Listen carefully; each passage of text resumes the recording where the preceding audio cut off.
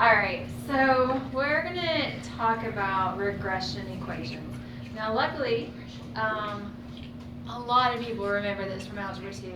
At first, you might not, but then when we start going through it, you're probably gonna remember all the steps. If you don't, Brian Passwater does a really good job of like the calculator screenshots and like taking you step by step through everything. So if you forget, he's got some really good steps for you.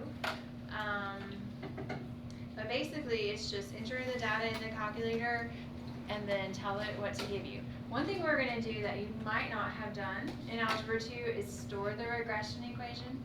That is not a requirement. It just helps you if you need it later, like to figure out, like, we're going to do one where we have to figure out the weight of a baby at whatever certain amount of time.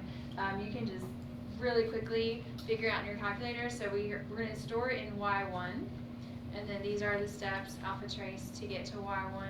And then later, when we want to use that, we can just do like y1 and then put the value in parentheses. I'll show you. It's pretty easy. Okay, so that regression is one thing we're going to do. But we can't just not learn anything new. It's just impossible. And it wouldn't be good for your brain. So the other thing we're going to do is look at some data or some scenarios and decide what type of model, which we have done. But this is going to be different because we won't have an equal length input value interval, so we'll have to look at some other things. And then we're also going to find a residual, which you don't know anything about. So we're going to do some old stuff, some new stuff, but it's going to be a great day. All right, so this first example, it says that the age in weeks and weight in kilograms of 5 randomly selected babies from a particular pediatrician's office are listed in the table above. A linear regression can be used to model these data, where y is the predicted weight of the baby in kilograms that is x weeks old. Okay, so let's put this in the calculator. Do you guys remember where to go without looking at Brian Passwater's steps? Okay. Stat. Yes, so when you're doing data, that's a type of statistical analysis. So we're going to do stat, and then what's next? Go over to calc. Not yet. We have to put the data in, edit. All right, so you may or may not have stuff in your lists. If you do, the easiest way to clear the list is to hit up, and then clear, and then enter. Please do not hit delete. If you delete a list, I can fix it, but it's just extra work. Okay, all good? Okay, so what we're going to do is put this age into list 1, or these ages into list 1.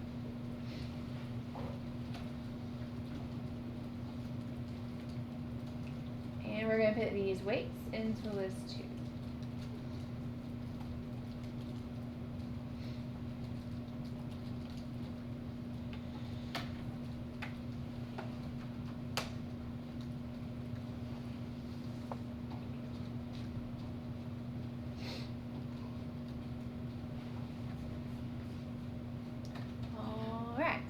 So now, do you guys know where to go to get this regression equation?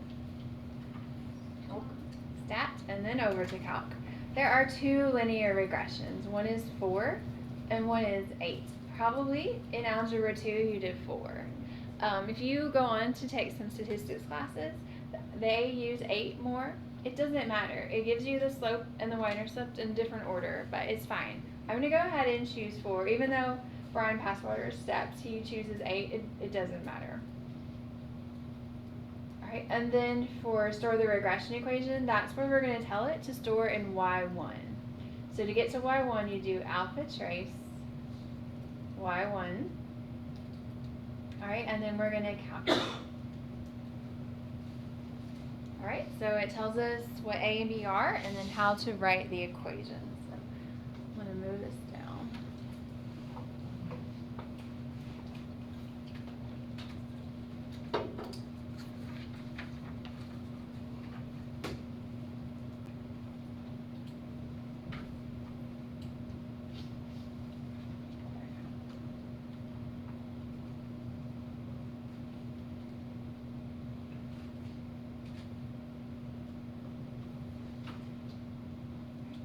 Now, I like to actually use the data, the way the data is labeled in the table when I write my equation, because if you look at this data, there are no x's and y's. It's t's and w's, so for times and weights. So I would like for you guys to write it as, instead of y, that would be w of t equals that value, and then instead of x, it would be t. Now, if you write x and y, it's fine. It's no big deal. I just like to use the weight that is given in the problem. Okay? And so because we stored that equation in y1, when we go to do this next part where we're going to use the model to find the predicted weight of a baby that's 10 weeks old, we don't have to plug in 10 here, which wouldn't be hard, but it's actually easier. We can just do y1, so alpha trace, and then put what we want to plug in, which is 10, in parentheses. That's one of my favorite things the calculator does, actually, but I don't know how much you all use that.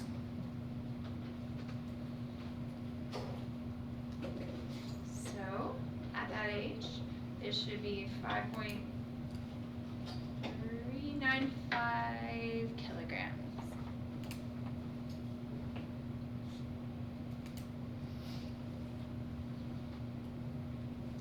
Okay.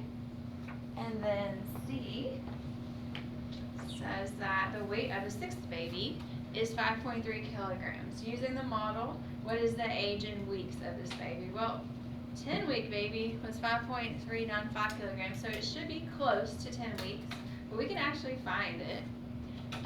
So is that 5.3, is that going to be a T? Or is that going to be a W? Is it going to be a W? So we're not going to do what we did here and put 5.3 here. We want to find when the graph is going to equal 5.3. So how can we do that with the calculator? It's not hard to do without the calculator, but how can we do it with the calculator? We've done it. Y equals y1. Yes. Very good. So y1 is our weight equation.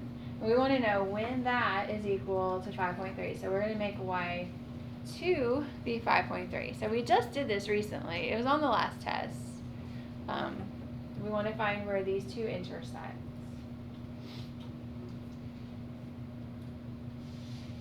All right, and then so we will just do second trace and then choose number 5.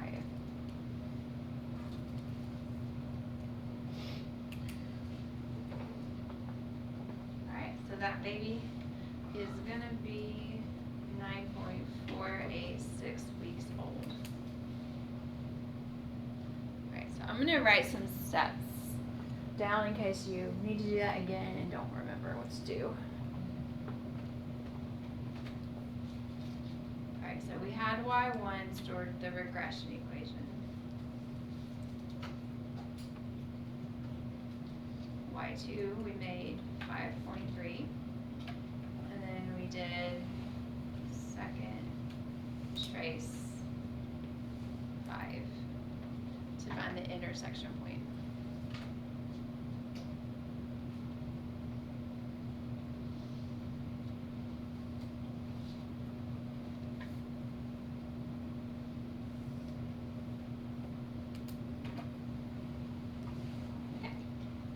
And then one other thing that we're going to do is find appropriate model types. And if you're like a really like black and white, straightforward kind of person, this might be kind of hard for you. But sometimes you just have to make some inferences and just kind of go with the flow. So we're selecting models. If it's linear, and we're talking about, it's a situation like this where these are not going up by the same thing. So if these were going up by the same thing, it'd be pretty easy to tell if it's a linear, because these would need to be going up or down by the same thing. But we have a different intervals there. So what we want to do, for it to be linear, we want roughly constant rates of change. So I'm going to go back up there on that table, and we're going to find the rates of change. So because they told us that this was going to be a linear model. So if we look at how the t's are changing, that's 1, 1, 2, 4. Right, and then we'll see how the weights are changing. So it's 0.2, 0.4, 0.3, and 0.6.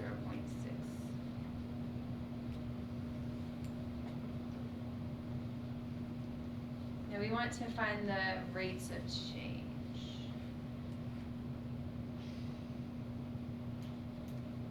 So would I do t divided by w or w divided by t? Or the change? The change in y over the change in x, or the other way around? What do you subtract on the top? Y. I need y'all to know that. So I need you to know that when we're doing average rates of change, it's going to be these changes over these changes. So 0.2 divided by 1, maybe I just asked it in a weird way, is going to be 0.2. 0.4 divided by 0.1 is 0.4. 0.3 divided by 2, that's a little bit more difficult. I've done that several times today, and I remember that it's 0.015. And you can do that in a calculator. And then 0.6 divided by 4 is also 0.015. Now those are obviously not the same. Are they roughly the same? Yeah, they are. They are roughly constant. This is what it's going to look like for roughly constant rates of change. Now what would not be roughly constant is if it was positive and then negative and then positive. That would not be roughly constant. Or if one of them was 0.2 and then one of them was 7 or something like that. That's not going to be roughly constant. But these are close enough together, especially these three, that definitely is roughly constant. So that's why that one was linear. Okay, quadratic, there's three different things that could happen. The rates of change could be roughly linear, which means they're roughly increasing or decreasing by the same amount. It's possible that if you're looking at those values, the y values, they're roughly symmetric with a single maximum or minimum. That's actually the one you see the most. I'll show you some of those today too. Or if it's a contextual problem is going to involve area. All three of those are going to go to quadratic.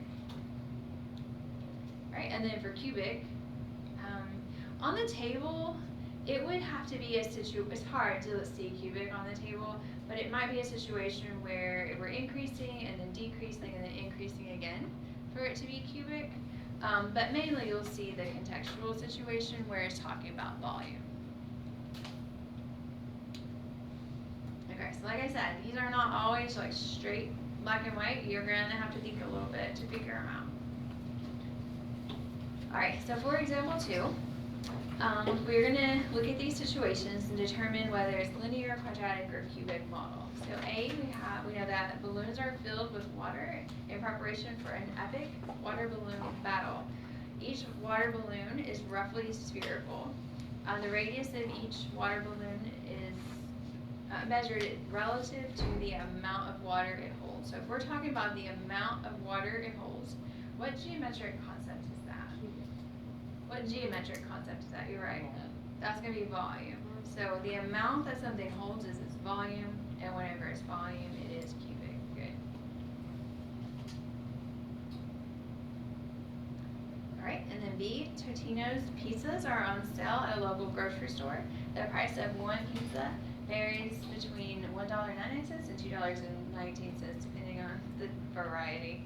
The total number of pizzas are counted relative to the price of the purchase. What kind of relationship do you think that's going to be?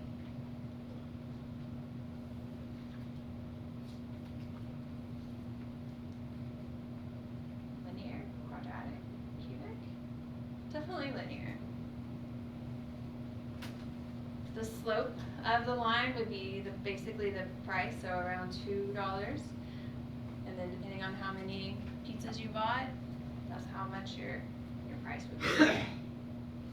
Alright, and then for C, a sprinkler is placed in a yard to water grass. The sprinkler rotates in a circular pattern and waters all the grass between the sprinkler head and the furthest distance it reaches. The radius of the circular path is measured relative to the area watered by the sprinkler. Alright, this has the word area in it, so what do y'all think? Quadratic. It's a whole lot of words for me to read. Okay, now I'm going to tell you, this last one is really easy to get wrong. Because when you look at this you look at that, it's called a scatter plot. You look at that scatter plot, what does it look like? It looks like a line. That does not mean the answer to this question is linear. So this is kind of a cue that is the change in subscribers. This is not giving you the number of subscribers. So keep that in mind. So that gives the change based on the increase in price. So market research has shown that increasing a monthly subscription cost at a coffee sip club by 50 cents decreases the number of subscribers by 12,000. A scatter plot shows the change, and I bolded it on purpose, in subscribers for each monthly subscription price. A function model N is to be constructed for the number of subscribers based on the monthly subscription price P. What type of model would best represent the revenue? So N is not this. That basically is the change for the function N. So how would you describe this change? The change is roughly linear. Forgot how to spell rough.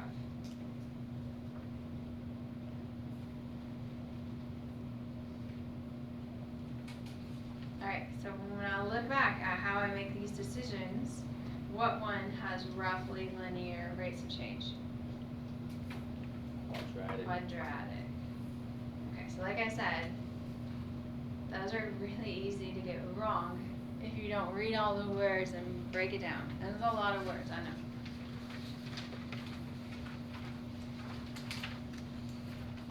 Okay, and then here we have a table. So if this table had equal length input value intervals, or we were increasing by the same thing each time, we could do like the first differences, second differences, all that. That is not the case. And even with that, if it's real data, it probably wouldn't turn out perfectly like the ones we've been doing. So what we're going to do is look at the situations. And so for linear, it would be a constant rate of change. But when I look at this, like it's increasing, and then it starts decreasing. Is that ever going to happen with a line? No, it's going to continue doing the same thing. So I know it's not linear. So if it was quadratic, then it would be roughly symmetric with a single maximum or minimum. And so if I kind of draw it, we start off at 5, and then it increases, and then increases, and then increases, and then decreases, and decreases, and decreases. All right, and then when I start looking at these values, would you say that they're roughly symmetric? Roughly symmetric? Yes. So this one is going to be quadratic.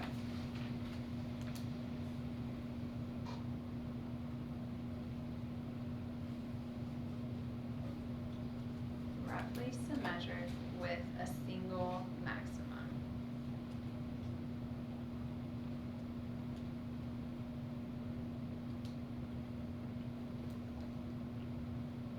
Okay, so let's find that equation.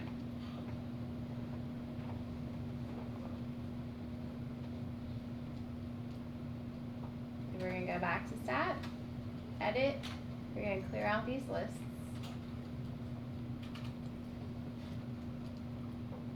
Alright, and then our x's we're going to put in list 1, and our y's we're going to put in list 2.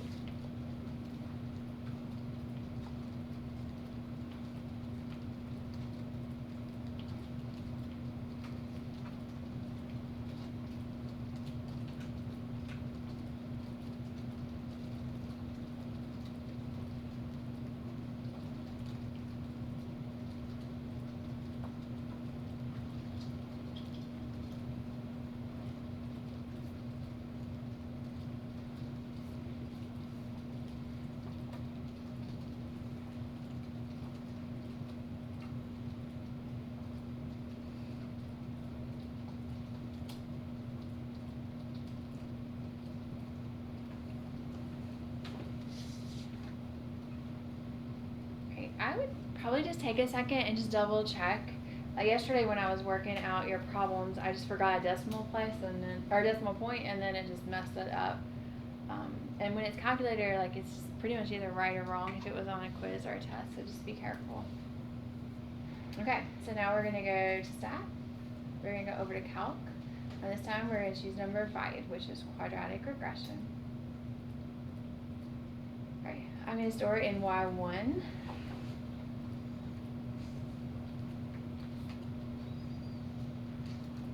Right, and then it tells us what A, B, and C are. And this one is just X's and Y's, so we'll use that.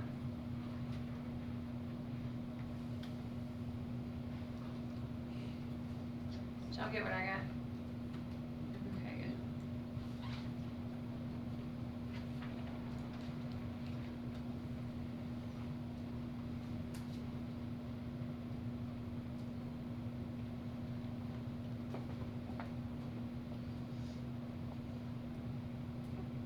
Now this one doesn't ask us to use it for anything, so we stored it in Y1, and it's fine. We're not using it for anything else. It's okay. All right, you guys good? All right, let's talk about residuals. Residuals really don't come up in your standards until topic 2.6. But there's other things we're going to do with them, and they're brand new, so this is a good time to just start talking about them a little bit. When you use a model to represent real life data, it's not going to match up perfectly. Like things in real life don't match up, don't follow a perfect pattern.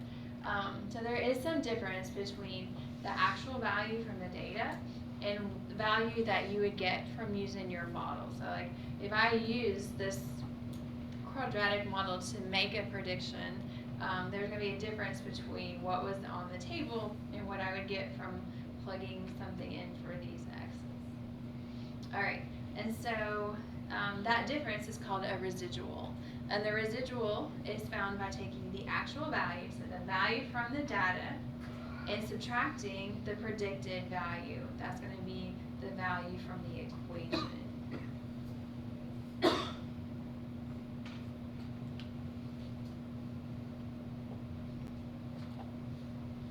Alright, so we're going to go back to this baby problem.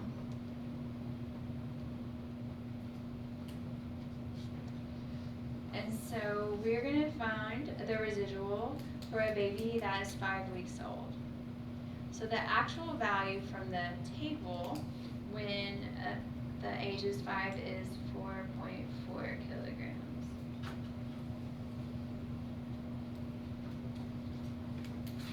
Did we use that? Oh, we predicted for 10.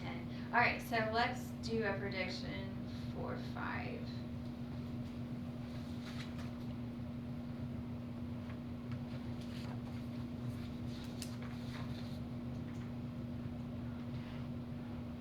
Now, if this was still stored in Y1, we could just do Y1 at 5, but all right, the other equation is now stored in Y1.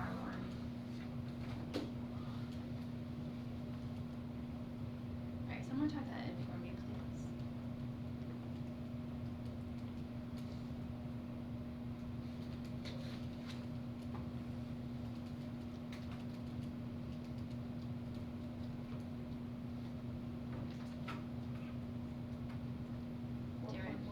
Thank you. Okay, that's the predicted model. That's the predicted value using the model that we found. Obviously, they're not the same. So there is a residual, and you find it by taking the actual, which is 4.4, and subtracting the residual, which is 4.47. And that is going to be it's going to be negative, just kidding, negative 0.07. Which is pretty close. Really close, actually. So we did that subtraction. We did actual minus what we got from the regression model, and we got negative. Do you think that means that the model overestimates or underestimates? Overestimates. It does overestimate. So the model, that's an interpretation. overestimated.